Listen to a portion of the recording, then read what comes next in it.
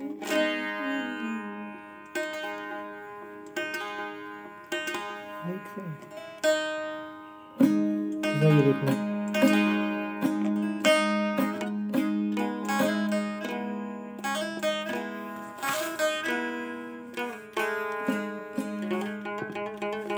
महफिल करूँ कोयटा साजी ग्रामीदुल्ला और महफिल मौजूद है शायर मेला दी दीनो खान। महफिल तारीख 1/9/2021, टाइम सफ़र 12 बीघा और शायर जाहिद सलीम फलक शेर अल्ताफ सिंह मोहम्मद सलाह।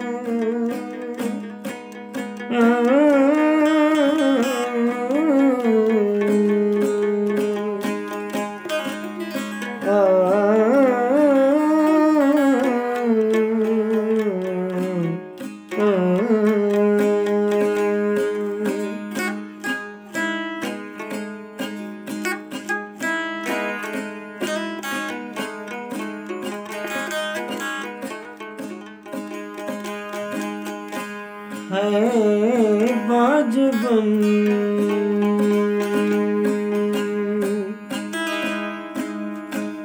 कुले कुले जा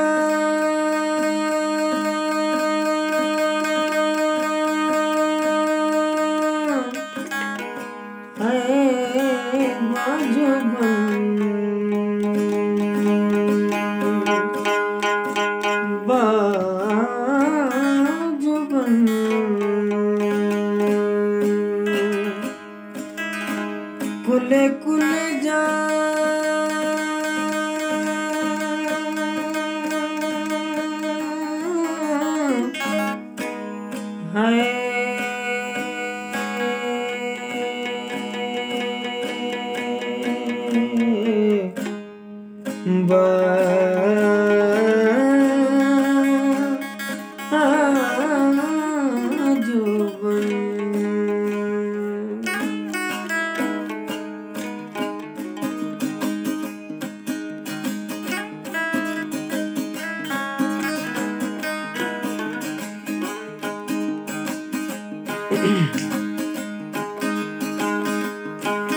लागी रे तो से लागे नजर सैया लागे, लागी रे तो से लागे नजर सैया लागे, लागी रे तो से लागे नजर सैया लागे।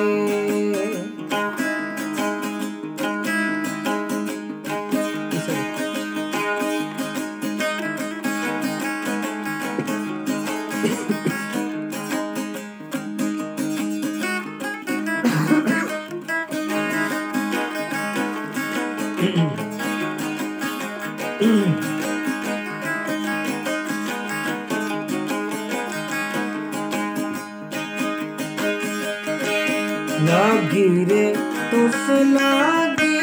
नजर सैया लागे, लागी रे तो से लागे नजर सैया लागे,